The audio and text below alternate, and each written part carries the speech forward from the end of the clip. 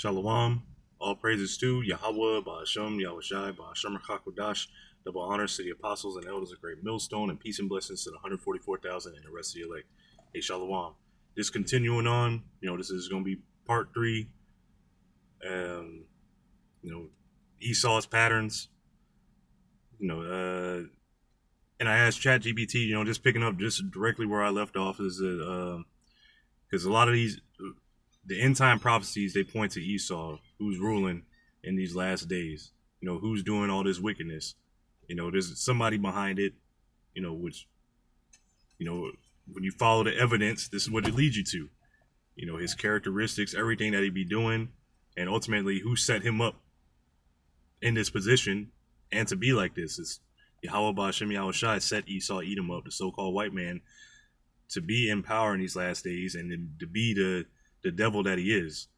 So I asked ChatGPT, looking at the examples, scripture and prophecy, who is Esau? So when you put all this together, the U.S. is doing this. The prophecy says Esau will be doing this. So who is it?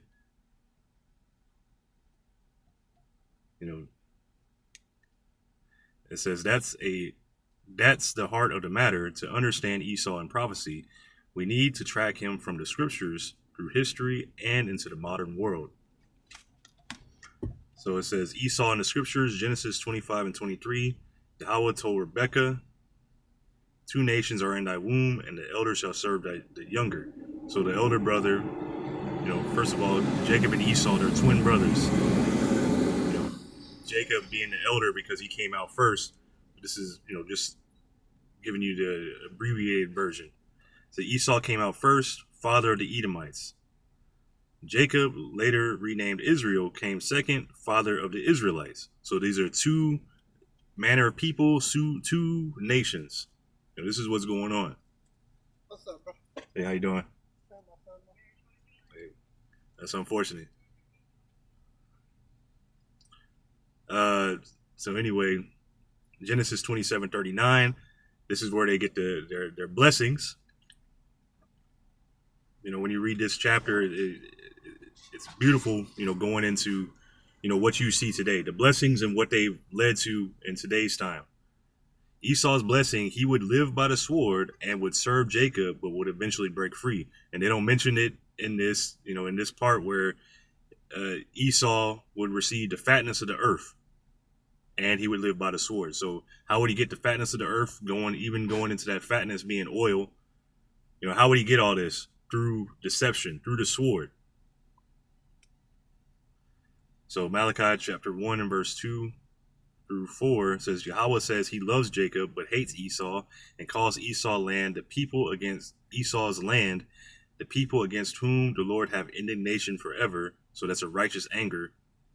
That's even, where is that? They don't say it here, but it calls them the border of wickedness. Wherever they at, that's them wicked. Wickedness is following.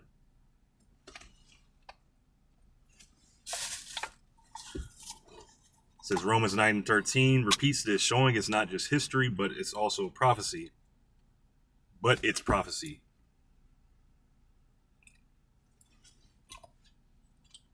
So even that, Esau was set up to rule at this point, the same way Pharaoh was set up.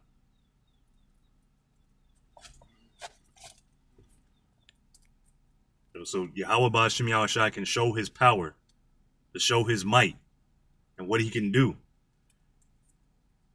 Characteristics of Esau in prophecy: by the sword shalt thou live, Genesis 27:40, a warlike, militarized people. And you not see that? That's military bases all over. He activated the National Guard. You got troops going to Venezuela, which is what I meant to, start the beginning of the lesson was meant to be, me talking about the troops going to Venezuela, but the typo led me into the money, which these are all going to the same thing. Money, control, resources. It says dwelling in fatness of the earth. Genesis 27:39. Okay, so it does mention it. Controlling the richest lands, resources, economies, proud and deceitful. Obadiah 1, 3 through 4, Sirach 10 and 8 uses lies, oppression, and power to rule. And this is how he's ruled. He strips nations bare. Obadiah 1, 5 through 6 says takes resources without leaving anything for the original people. That's right. All the lands where they've been to. Hey, Hawaii is a beautiful example. Here it is. They have all these places to live there. It's a paradise, but the water is being polluted by a military base. There's all kinds of pollutants in the water, for whether it be from jet fuel or whatever kind of fuel that they leaks into the water. The indigenous population are homeless. Most of them.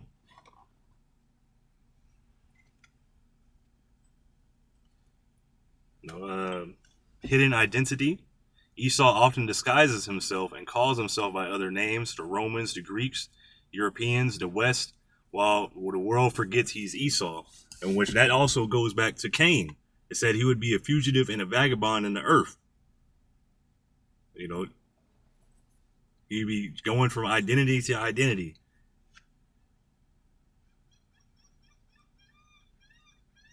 It says historical Edom, or historical identity. Edom merged with Rome, which the Romans were the Edomites. The same thing with the Greeks. The Greeks, which I posted it later, they were originally Japhet, but then Esau got in there and took over, starting with Alexander the Greek. Or he was a Macedonian, but Edom merged with Rome by the time of the Maccabees and Herod, who was an Idumean. Herod was an Idumean. He's a descendant from Edom, from Esau. Idumean is the Greek way of saying Edom. So he's a descendant of that. And people like to say, oh, the Edomites were done away with, but here it is.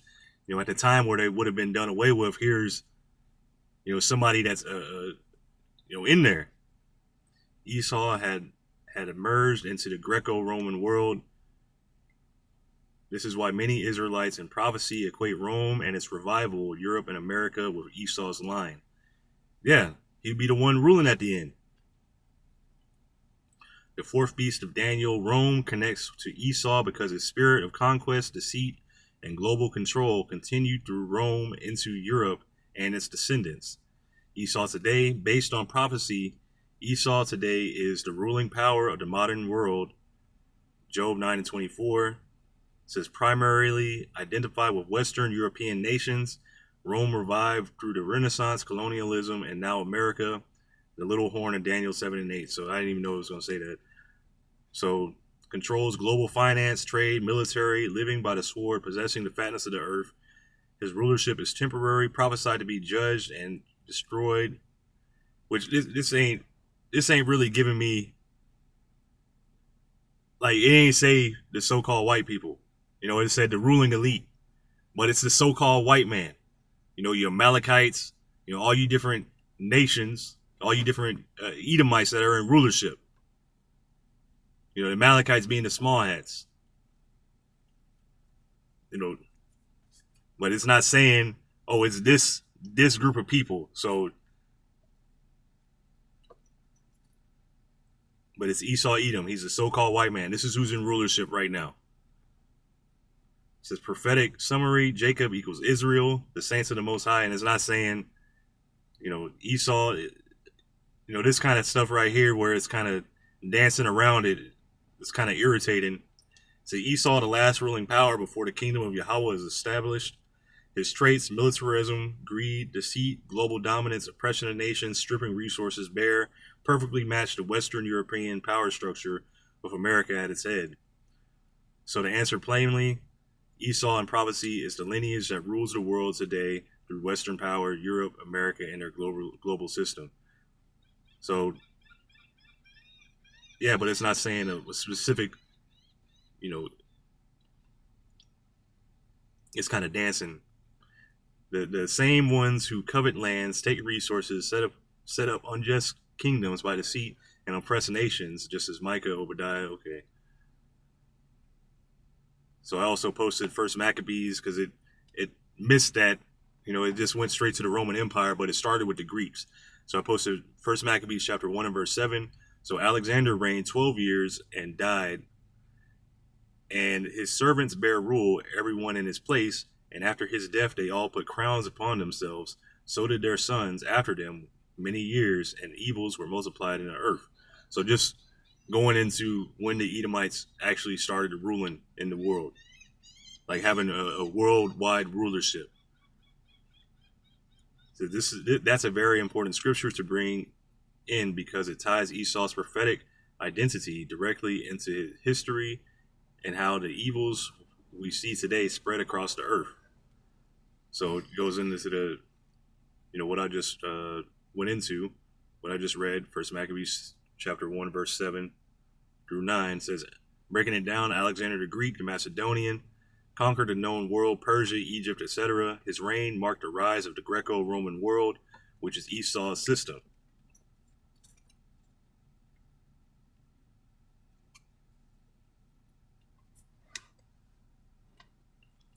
His servants ruled in his place. The Diadochi, his generals, divided his empire into 4 parts: Macedonia, Egypt, Asia Minor, and Syria,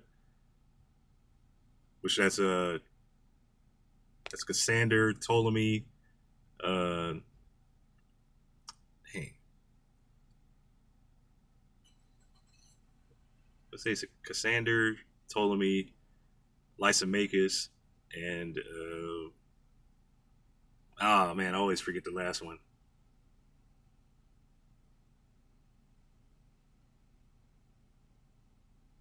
Dang, Lord willing, it'll come back.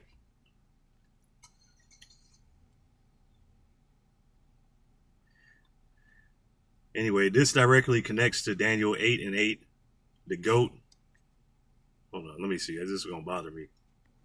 All right, so again, the Lysimachus, Cassander, Ptolemy, and Seleucid. That's it. So it's Seleucid.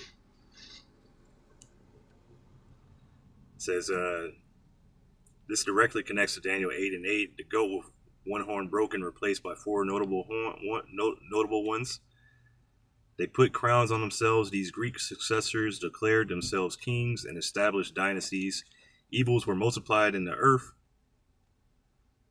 With the spread of Greek Edomite rule came idolatry, corruption, homosexuality, oppressive taxation, forced Hellenization, and military domination.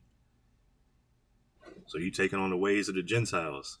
This is how the Israelites became Greeks through Hellenization, through all this.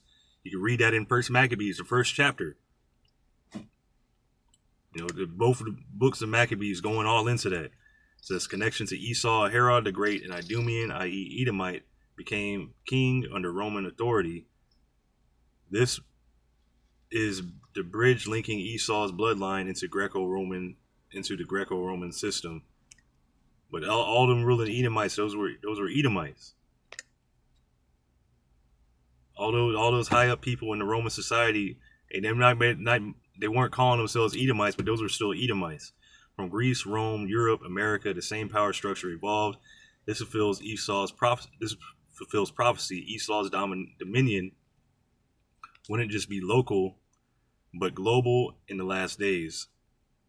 So, it goes through the pattern: living by the sword, conquest. We're going into the 4th beast. All having the same pattern.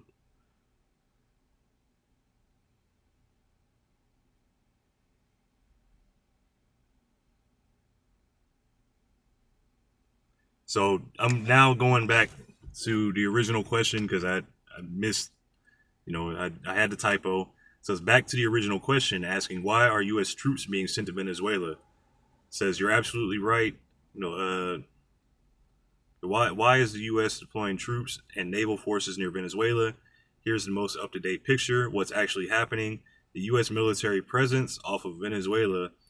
The United States has deployed a substantial naval force near Venezuela, including 3 Aegis-guided missile destroyers, U.S. Gravely, U.S. Jason Dunham, the U.S. Samson. These ships are accompanied by amphibious vessels, marines, intelligence aircraft, and submarines, totaling around 4,000 to 4,500 personnel.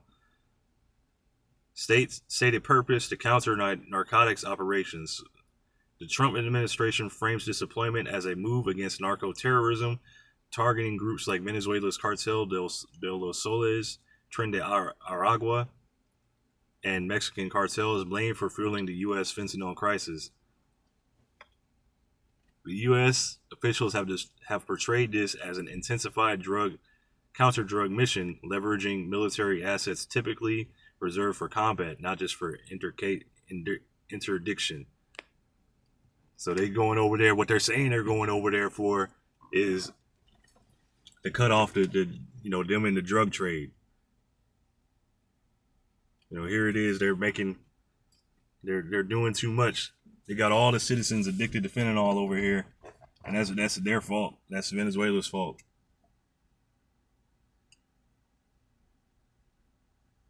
But it's starting a lesson going into they got oil over there, they got resources. Escalated rhetoric and U.S. legal pressure.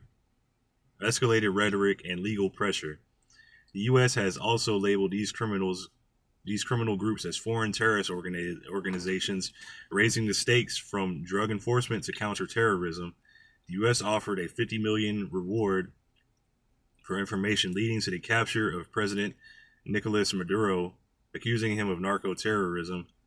So meanwhile, these are the people that go all around the world, destabilizing countries and all this stuff to get their resources.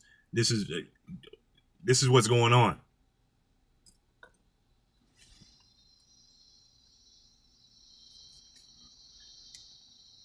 In response, Venezuela prepares its defense.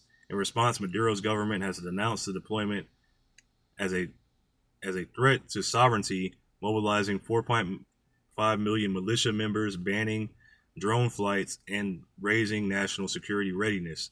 Neighboring countries and allies have also condemned the move as destabilizing and imperialist.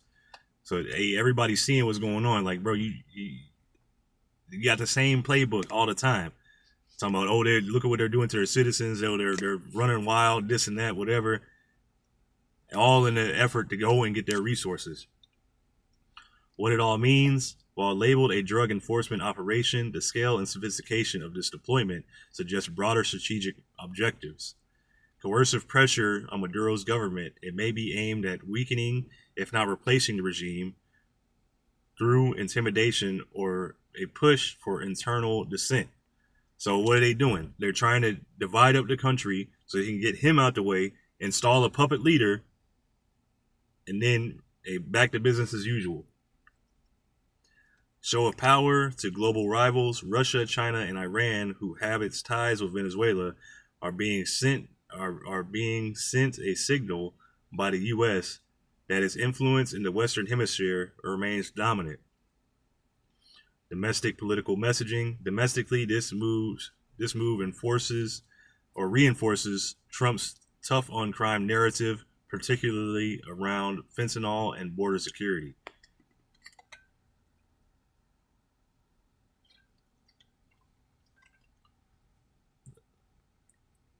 So I'm not gonna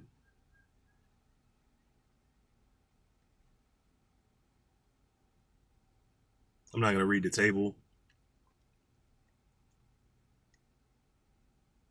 So I'm just double checking, like, because I missed, since I had that typo, and pretty much when I caught it, it was already too late. I'm already through the whole thread, and pretty much I'm just asking, you see it says, would this inquiry with the correct question still tie into the entirety of the thread?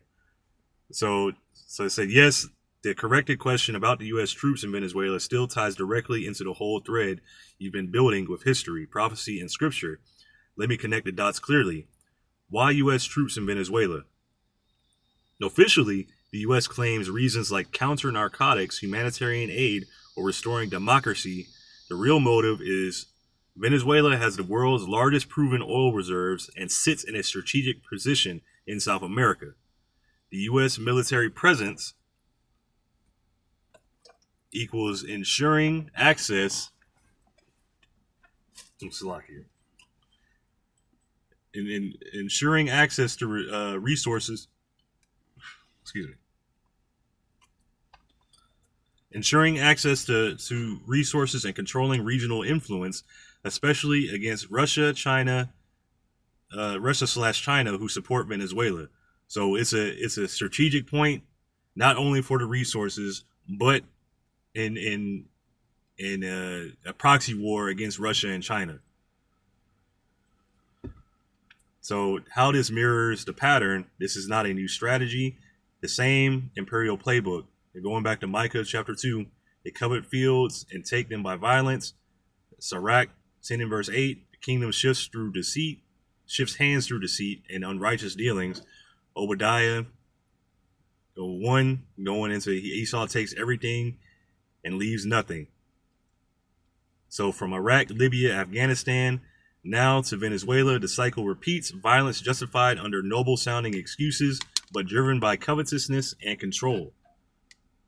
So tying it back to Esau, 1 Maccabees chapter 1 and verse 9, when the Greeks rose, evils were multiplied in the earth. Esau's spirit of conquest moved through Greece, Rome, Europe, and through the Americas. U.S. troops in Venezuela equals modern Edom, extending military power to secure riches by force, just as Greece and Rome did it before. Prophetic fulfillment says Daniel chapter 7 and verse 11, the beast destroyed. Okay. The beast destroyed after speaking great words and devouring much, which that's coming soon. All these things, 7 and 18, this is all right here, around the corner. The U.S. military expansion shows we're still in the time of the final beast's power, but prophecy says this dominion will soon be taken away, and that's beautiful. So we're right here. We're seeing the beast at its height. It's only got a few more things. Hey, World War III, the MOTB, Jacob's Trouble. These things are right here. These are at the door. So yes, the corrected inquiry about troops doesn't just fit, it strengthens the whole picture. The U.S. sending soldiers instead of dollars ties even closer to the living by the sword prophecy of Esau and shows how resource wars are directly part of the end time prophecy. So let me see here.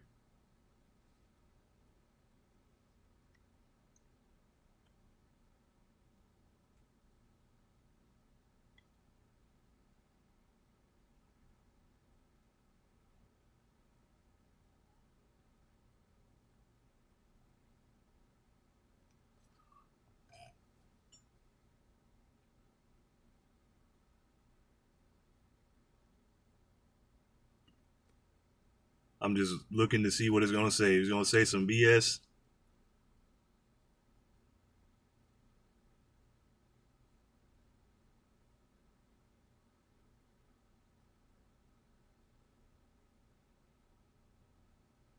Esau today hides under the nationalities of so-called Europeans and their offspring, chiefly America.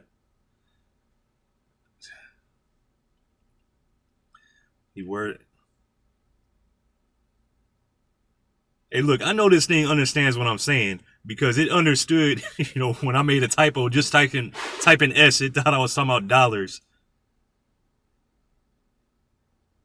which I wasn't. But this thing, it understands what I'm saying. It's just getting around the question. And I don't feel like, trying to ask the question exactly right, how to word it so it'll say it. But overall, hey, the point has been made. If you can't see who Esau Edom is today, the so-called white man, then hey, I don't know what to tell you. That it is what it is. Esau Edom is the so-called white man is ruling today, and you can just look at what he's doing in the earth. That's it. So Lord willing, this is edifying. I'm gonna give all praises to Yahweh, Ba'ashem, Yahushai, Ba'ashem Rakakwadash. Double honors to the apostles and elders of Great Millstone, and peace and blessings to the 144,000 and the rest of the elect. Hey, Shalom.